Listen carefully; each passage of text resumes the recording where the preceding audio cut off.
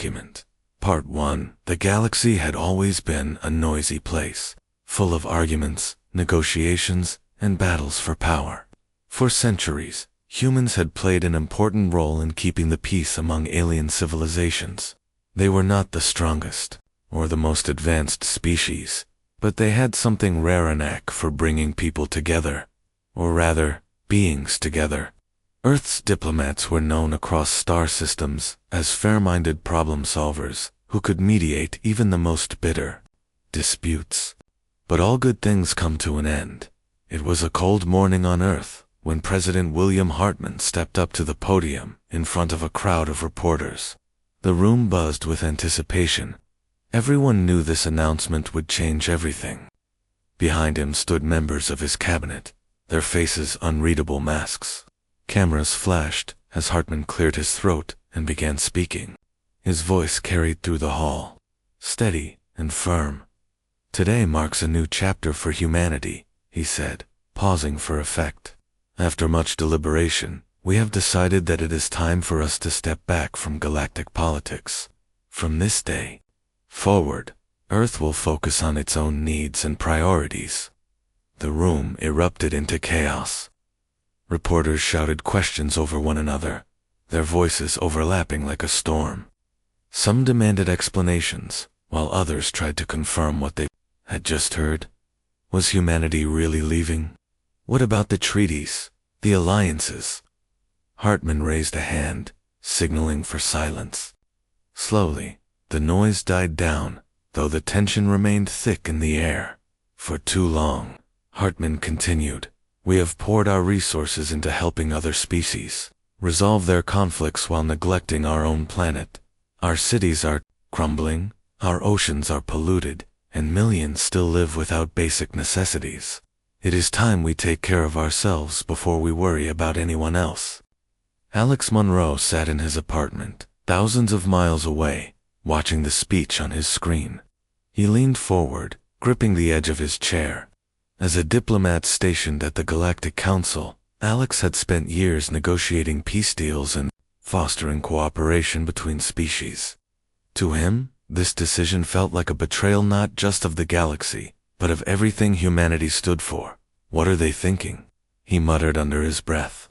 The news hit him hard. He thought about the countless hours he'd spent building relationships with alien leaders, only for it all to be undone by one sweeping declaration.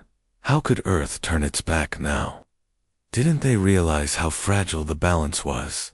Across the galaxy, reactions varied wildly. On the lush green planet of Luminaris, home to the peaceful Federation, Chancellor Nira Solon watched the broadcast with growing unease. She had worked closely with human diplomats like Alex, relying on their wisdom during tense negotiations. Without them, she feared the delicate web of alliances might unravel completely. Farther out, in the shadowy corridors of the Zarnok Empire, Emperor Kael Varan allowed himself a rare smile. Humans had always been a thorn in his side, blocking his expansionist ambitions with their endless talk of diplomacy. Now, with Earth stepping aside, nothing stood in his way. Opportunities for conquest stretched before him like an open field. Back on Earth, protests erupted almost immediately. Crowds gathered outside government buildings, holding signs that read, "Don't abandon the galaxy," and "Unity over isolation." Among the demonstrators was Rachel Morgan, a historian turned activist. She marched alongside strangers, her heart heavy with anger and disappointment. "This isn't right," she told a young man standing next to her. "We're supposed to be leaders, not cowards." "I know," the man replied, shaking his head. "But what can we do? The decision's already made." Rachel didn't answer. Instead, she clenched her fists and kept walking. Deep down, she believed there was still hope, some way to reverse this catastrophic choice, but she didn't know where to start. Meanwhile, Alex couldn't shake the feeling that something bigger was at play. Why had the government chosen this moment to withdraw? Sure, Earth had problems, but so did every other planet. Something about the timing seemed off. Determined to find answers, He reached out to old contacts scattered across the galaxy. One by one, they confirmed his suspicions. Rumors of corruption swirled around the highest levels of Earth's leadership. Someone or some group had pushed for this withdrawal, using fear and misinformation to manipulate public opinion. As days turned into weeks, the reality of Earth's departure sank in. Embassies closed their doors, diplomatic channels went silent, and ships carrying human delegates returned home. Alien leaders scrambled to fill the void left behind. But no one could quite replicate humanity's unique ability to unite opposing sides. Tensions simmered just below the surface, waiting for the spark that would ignite them. For Alex, the weight of responsibility pressed heavily on his shoulders. He had dedicated his life to serving humanity and the galaxy, and now both seemed to be slipping away. Sitting alone in his dimly lit apartment, he stared at the stars, visible through his window. Somewhere out there, chaos was brewing in. He couldn't ignore it forever. Document. Part 2. The galaxy was like a clock with one of its gears suddenly removed. Without humanity's steady hand to guide it, the intricate system of alliances and treaties began to fall apart. It didn't happen all at once. Chaos rarely does, but the cracks appeared quickly enough for everyone to notice. On Luminaris, Chancellor Nira Solon called an emergency meeting of the Federation Council. The chamber buzzed with nervous energy as representatives from various species took their seats. Normally, these gatherings were calm and orderly, but today was different. Voices rose in argument before the session even began. Some blamed the Zarnak Empire for recent border skirmishes, while others accused smaller factions of opportunistic behavior. Everyone agreed on one thing, though Earth's absence had left a gaping hole no one knew how to fill. "We are facing a crisis," Nira said, her voice cutting through the noise. She stood tall, her silver robes shimmering under the soft glow of the overhead lights. "Humanity has walked away, and now we must find a way to move forward without them." Her words did little to ease the tension. A representative from the aquatic race known as the Valens spoke up, his gills flaring with agitation. "Without humans, who will mediate when disputes arise? Who will enforce the treaties they helped create?" Nira hesitated. She didn't have an answer. For years, humanity had acted as both peacemaker and enforcer, ensuring that agreements were honored and conflicts resolved peacefully. Now, with Earth focused inward, the burden fell entirely on the shoulders of the remaining members of the Federation. But unity was already slipping away.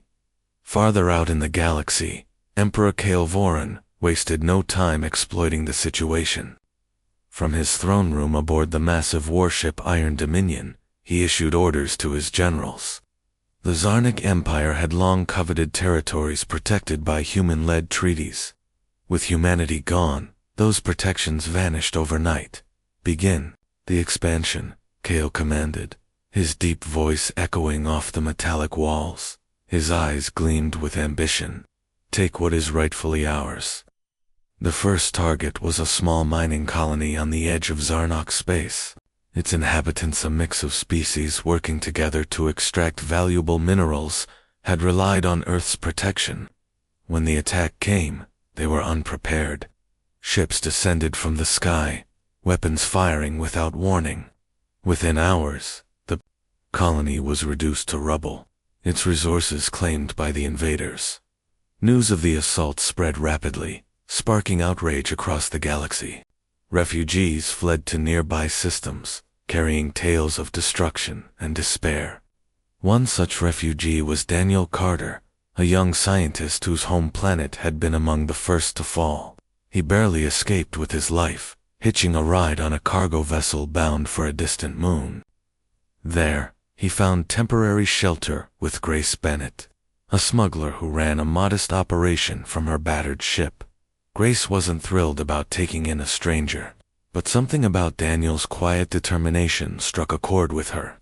Over meals of rehydrated rations, he told her about the horrors he'd witnessed, the screams of his neighbors, the fires consuming buildings, the cold efficiency of the Zarnak forces. Each story added fuel to Grace's growing anger. They're just going to keep taking, she muttered one evening, staring into her cup of stale coffee. No one's going to stop them. Daniel nodded grimly. That's why I need to do something, anything. If we don't fight back, they'll destroy everything.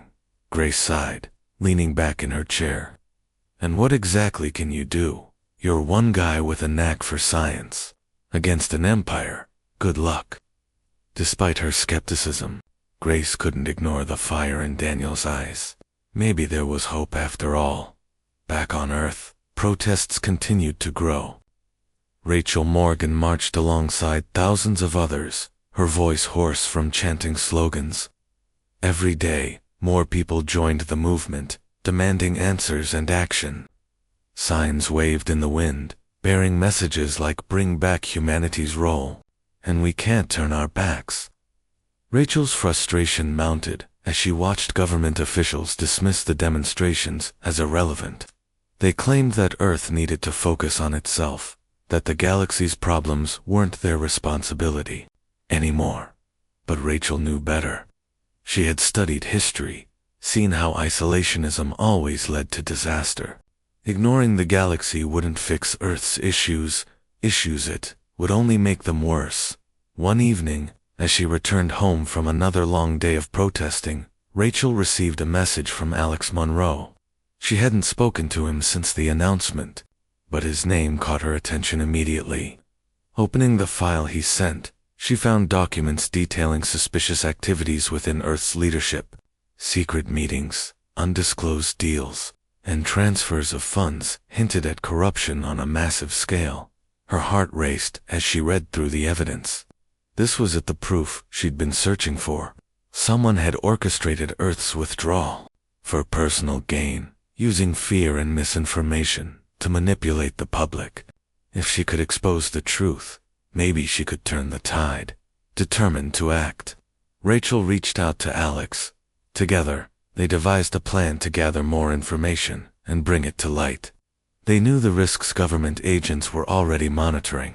Dissenters, but neither of them cared. The stakes were too high to stay silent as days passed. Alex worked tirelessly behind the scenes, contacting old allies and gathering support.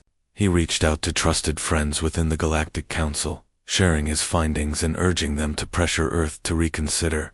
Though many were hesitant, some listened.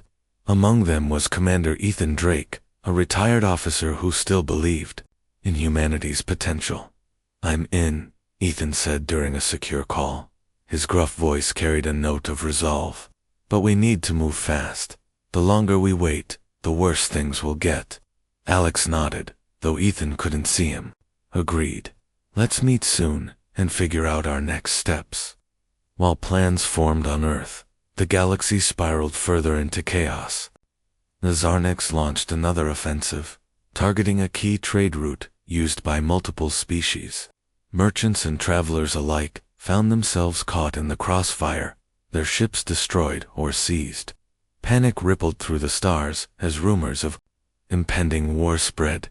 For Alex, the weight of responsibility grew heavier with each passing day. He thought about the countless lives depending on humanity to step up, not just on Earth, but across the galaxy.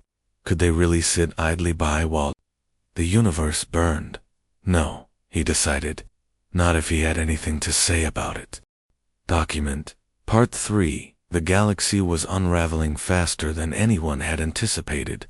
Without humanity to act as a stabilizing force, old rivalries flared into open conflict. The Zarnak Empire's relentless expansion pushed smaller species to the brink of extinction, while larger factions scrambled to defend their territories. Diplomacy, once a cornerstone of interstellar relations, became little more than a distant memory. On Earth, Alex Monroe spent his days buried in research and secret communications. His small apartment had transformed into a makeshift command center, cluttered with notes, maps of the galaxy, and encrypted messages from allies scattered across the stars. Rachel Morgan stopped by regularly, her presence both a comfort and a reminder of the urgency of their mission. Together, They pieced together evidence of corruption within Earth's leadership, uncovering ties between corporate interests and alien powers that had manipulated the decision to withdraw from galactic politics. "This is worse than I thought," Rachel said one evening, shaking her head as she read through a newly decrypted file. "These corporations, they're profiting off the chaos out there. They knew exactly what would happen when we pulled back." Alex nodded grimly. He leaned back in his chair, rubbing his temples. Sleep had become a luxury he could no longer afford. "It's not just about profit," he replied. "They're using this situation to gain control. If Earth stays isolated, they'll have free rein to do whatever they want, both here and out there." Rachel set the document down and looked at him. Her eyes were sharp, determined. "We need to expose them. The public deserves to know the truth." "I agree," Alex said, "but it won't be easy.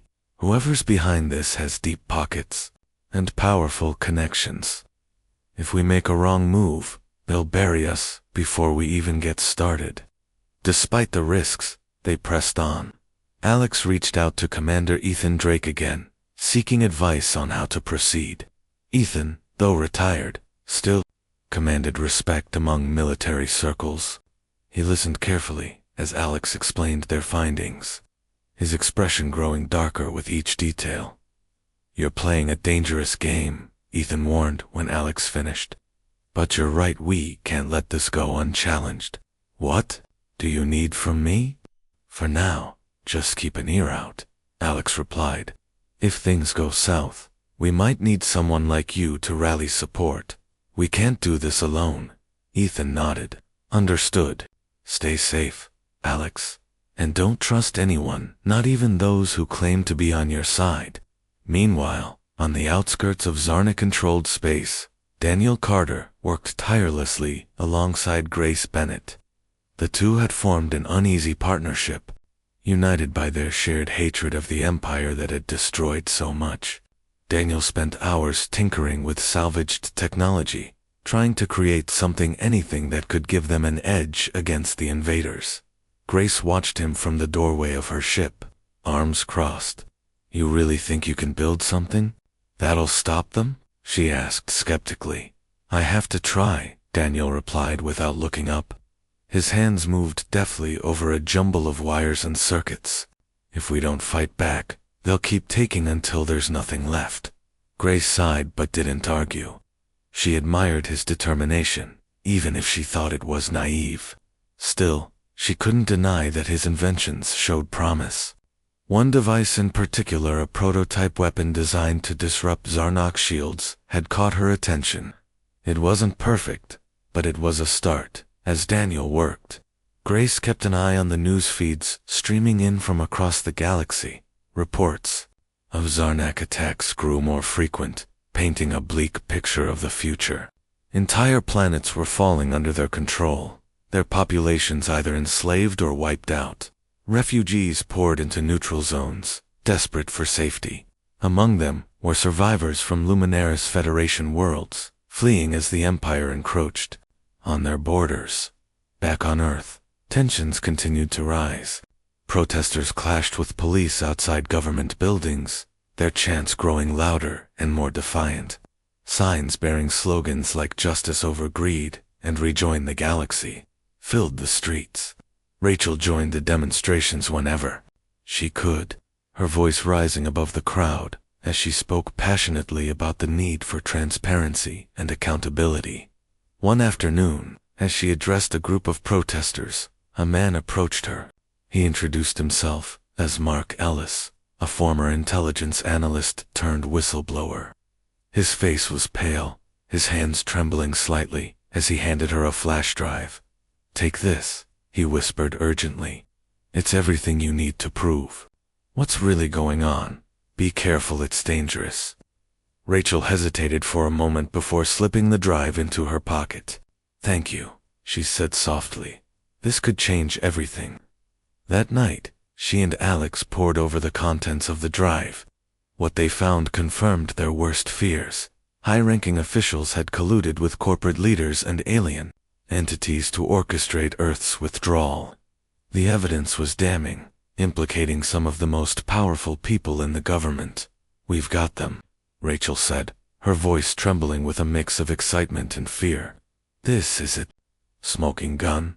Alex nodded, his jaw tight. Now comes the hard part. Getting this information out without getting killed. They knew they couldn't trust traditional media outlets. Many were owned by the same corporations implicated in the conspiracy. Instead, they decided to release the documents through underground networks, relying on activists and hackers to spread the word. It was risky, but it was their best shot. As the days passed, the galaxy teetered on the edge of collapse. On Luminaris, Chancellor Nira Solon called for an emergency summit, urging all remaining members of the Federation to unite against the Zarnok threat.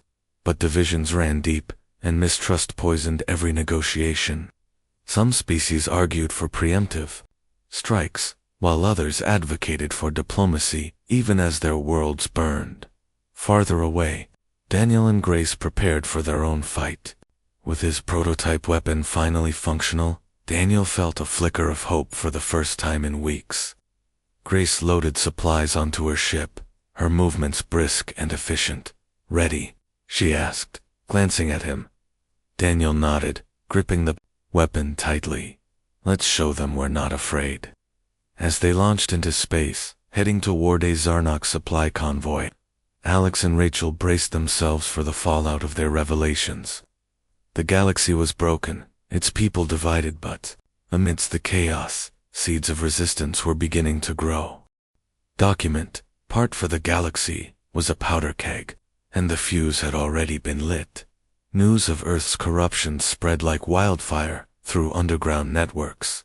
Thanks to Alex and Rachel's efforts, the documents they released painted a damning picture. Corporate greed, political manipulation, and alien interference had all played a role in humanity's withdrawal from galactic politics.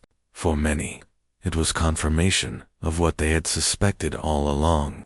Earth hadn't stepped back out of necessity, but because someone powerful wanted it that way. Public outrage erupted almost instantly. Protesters flooded the streets of major cities, their anger directed not just at the government, but at the corporations implicated in the scandal. In New York, a crowd gathered outside the headquarters of Novacorp, one of the largest companies named in the leaked files. Chants of "no more lies" echoed through the air as demonstrators waved signs, accusing the company of profiting from the chaos in space. Police tried to disperse the crowd, but the sheer number of people made it impossible. Rachel stood at the edge of the protest, watching as tensions boiled over. She felt a mix of pride and fear. Pride, because their work was finally paying off, and fear, because she knew the fight was far from over. Powerful people didn't give up control easily, and she doubted they would let this go without a fight. Nearby, Alex paced nervously in his apartment, glued to the news feeds streaming updates about the protests. His phone buzzed constantly with messages from allies and strangers alike, all wanting to know what came next. Some praised him for exposing the truth. Others warned him to stay hidden. He ignored most of them, focusing instead on planning their next move. "We've got their attention," he told Rachel during a late-night call. "Now we need to keep the pressure on." "Agreed," Rachel replied. Her voice was tired, but determined. "But we can't do this alone. We need help from inside and outside Earth." Alex nodded, though she couldn't see him. "I'll reach out to Ethan again. Maybe he can rally some old contacts. What about you?" "I'm working on something," Rachel said cryptically. "Just trust me." Meanwhile, on the fringes of Zarna-controlled space, Daniel Carter and Grace Bennett prepared for their attack. They had spent days tracking a supply convoy carrying vital resources to the Empire's front lines. If they could disrupt the shipment, it might buy the resistance some time and send a message that not everyone was willing to bow to Kale Voran's rule. Grace double-checked the coordinates on her ship's navigation system, while Daniel adjusted the settings on his prototype weapon. It was bulky and not particularly sleek, but it worked a fact that filled him with both relief and dread. Relief because it gave them a fighting chance, and dread because failure meant certain death. "You sure this thing will hold up?"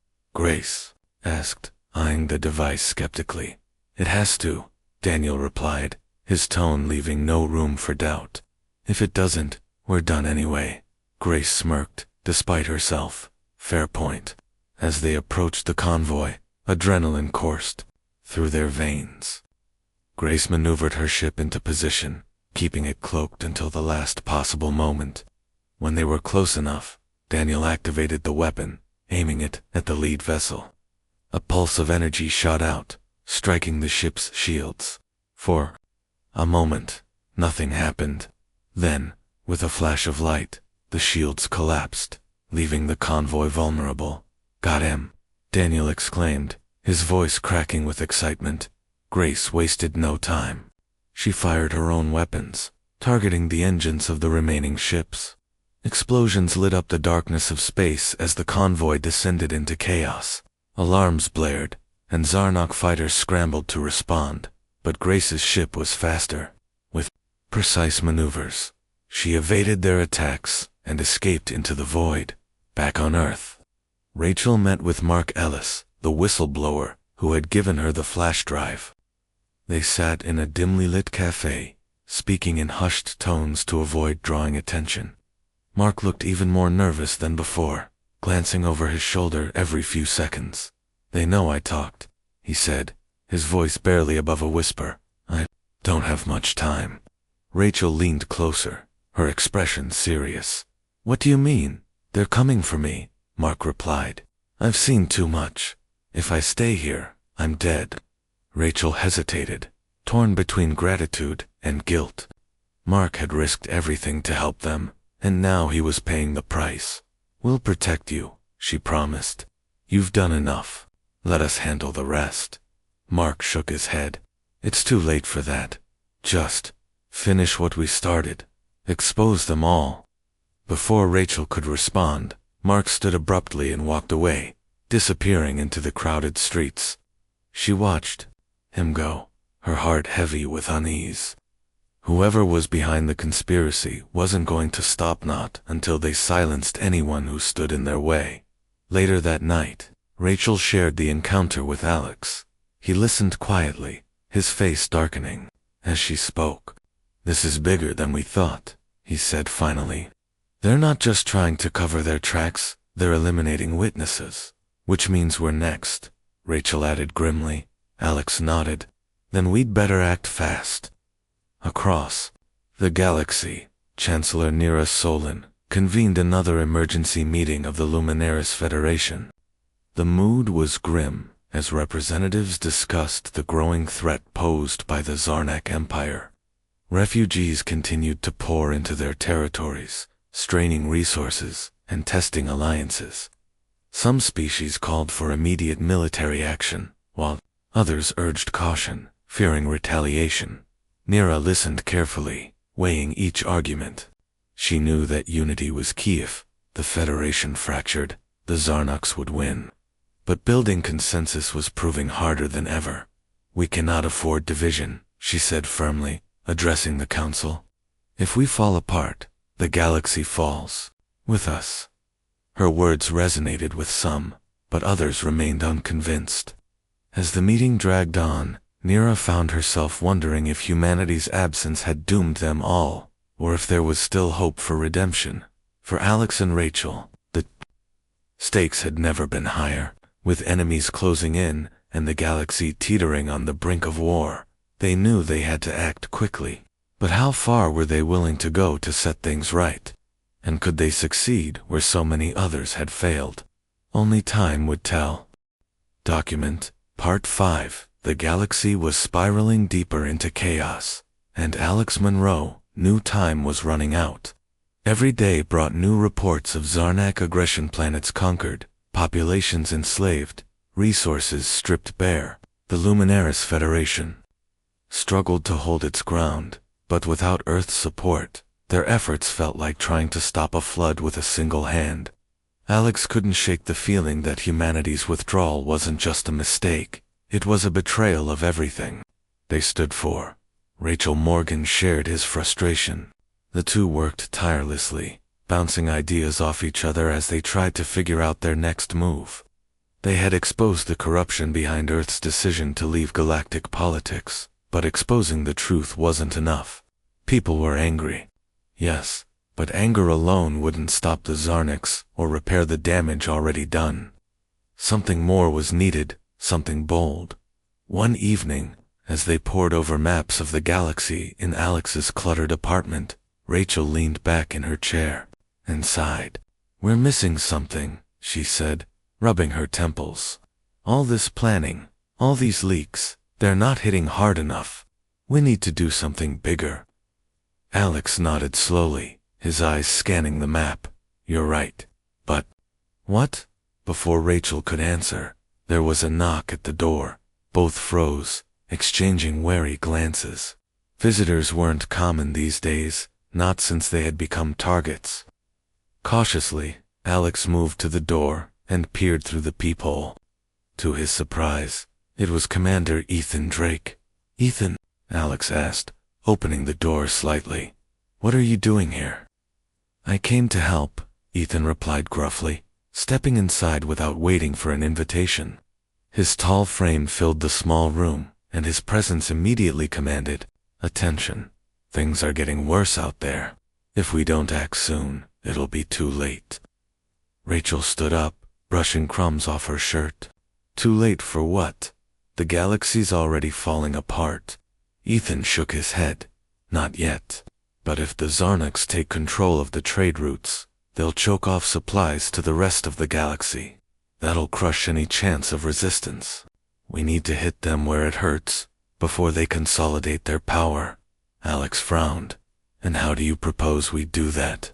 None of us have access to Earth's fleet anymore." "We don't need Earth's fleet," Ethan countered. "We need allies. Specifically, the Luminaris Federation. They're desperate for leadership, and if we can convince them that humanity is willing to step up again, they'll follow." Rachel crossed her arms. "And how do we convince them?" "Show up with a PowerPoint presentation." Ethan smirked. "No, we show up with proof that humanity hasn't given up. Proof that we're still fighters." The three spent hours discussing the plan. It was risky, perhaps even suicidal, but it offered a sliver of hope. Alex would travel to Luminaris alongside Ethan, carrying evidence of Earth's corruption and a proposal for renewed cooperation. Meanwhile, Rachel would stay behind to keep the pressure on Earth's government, ensuring the public remained engaged and demanding change. Days later, Alex and Ethan boarded a smuggler's ship bound for Luminaris space. The journey was tense. Every jump through hyperspace carried the risk of encountering Zarnak patrols. But luck or maybe fate was on their side. They arrived safely, landing on the lush green planet where Chancellor Nira Solon awaited them. Nira greeted them in her chambers, her silver robes shimmering under the soft light. Her expression was calm but guarded as she listened to Alex explain their mission. He laid out the documents detailing Earth's corruption, emphasizing that the decision to withdraw had been made by a small group of powerful individuals, not the people of Earth. "This isn't who we are," Alex said earnestly. "Humanity wants to help. We need to help. If we don't stand together now, the galaxy will fall." Nira studied him carefully, her sharp eyes searching for sincerity. Finally, she spoke. "Your words carry weight, Alex Monroe, but actions speak louder than promises. What exactly are you offering?" Alex hesitated before answering. "We're offering ourselves, not just as diplomats, but as warriors. Humanity may have stepped back, but we haven't forgotten how to fight." Nira considered this for a long moment. Then she nodded. "Very well, I will present your case to the council. But know this: if you fail, the consequences will be severe." Back on Earth, Rachel faced challenges of her own.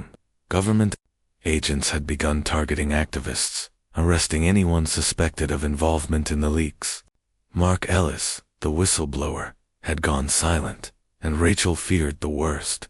Still, she refused to back down. She organized rallies, gave interviews to underground journalists, and kept the story alive in the public eye. Her efforts paid off when a major news outlet broke ranks and published a damning exposé based on the leaked documents. The article went viral, sparking renewed protests across the globe. Protesters chanted slogans like "Rejoin the Galaxy" and "No More Lies." As they marched through the streets, even some politicians started speaking out, calling for investigations into the corruption scandal. Amid the chaos, Rachel received a message from Alex. It was short but hopeful. "Nira is listening. Keep pushing." Meanwhile, Daniel, Carter, and Grace Bennett celebrated their successful attack on the Zarnok convoy.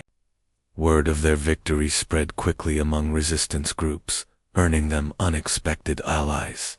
Refugees offered supplies, rogue pilots volunteered their ships, and scientists shared blueprints for new weapons. For the first time, Daniel felt a flicker of optimism. But Grace remained cautious. "Don't get cocky," she warned him. "Taking out one convoy doesn't win the war. We've got a long way to go." Daniel nodded, acknowledging her point. Still, he couldn't deny the sense of purpose driving him forward. For the first time in months, he felt like he was making a difference. As events unfolded across the galaxy, the pieces began falling into place. Alex and Ethan worked to rally the Luminaris Federation. Rachel fought to turn public opinion on Earth, and Daniel and Grace built a grassroots resistance. Each effort was a thread in a larger tapestry, one that might yet weave the galaxy back together. But the road ahead was fraught with danger. Enemies lurked around every corner, ready to strike at the slightest misstep. And as Alex prepared to address the Luminaris Council, he couldn't shake the feeling that the hardest battles were still to come.